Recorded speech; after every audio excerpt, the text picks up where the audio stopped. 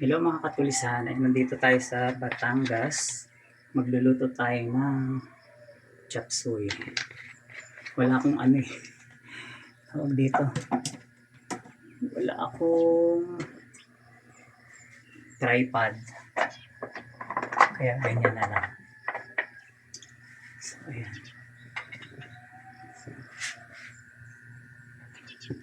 Hilaan natin yung apoy. Init. So, ayan, simulan na natin.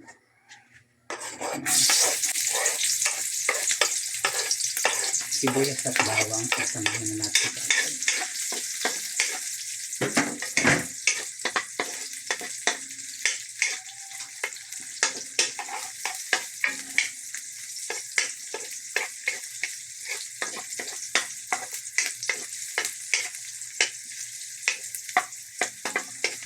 Hintayin lang natin mag konting brown kung bawang.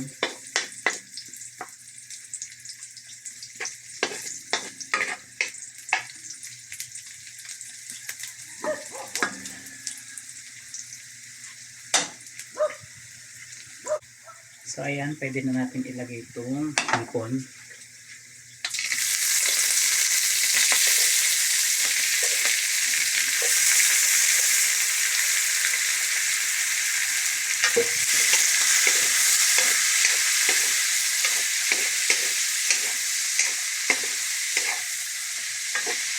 Chop suey na may hipon. Ating lulutuin.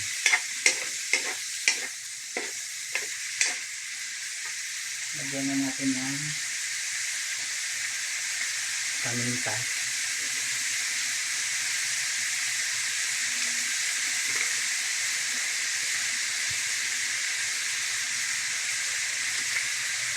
Natin ng patis.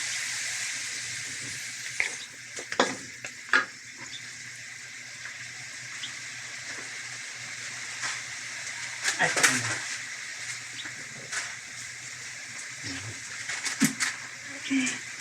magic sarap, ewan ko meron pa to. May konti pa. Ito sobrang konti. So ayan. Meron pala tayong ginisa mix. So ayan.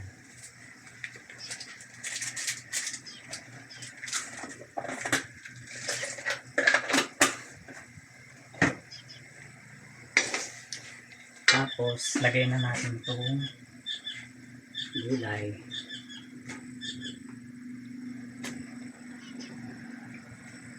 Kasi mabilis lang na maluto yung tawag dito, hipon. So, yan.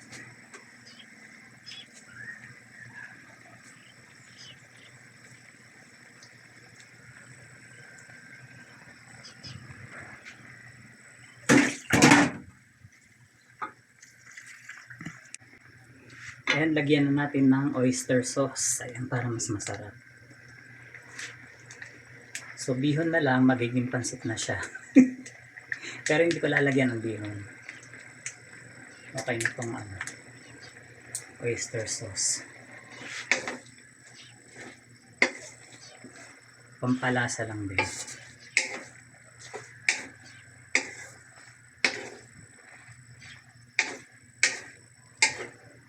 Tapos, dahil wala akong takip, ililipat ko siya sa ganito, sa kasirola. Ugasan ko dito.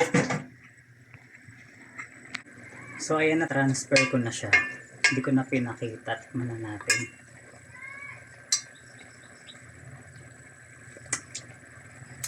Sarap.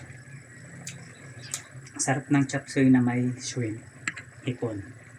Ayun po mga katulisan. Thank you. Ito na ang ating shrimp.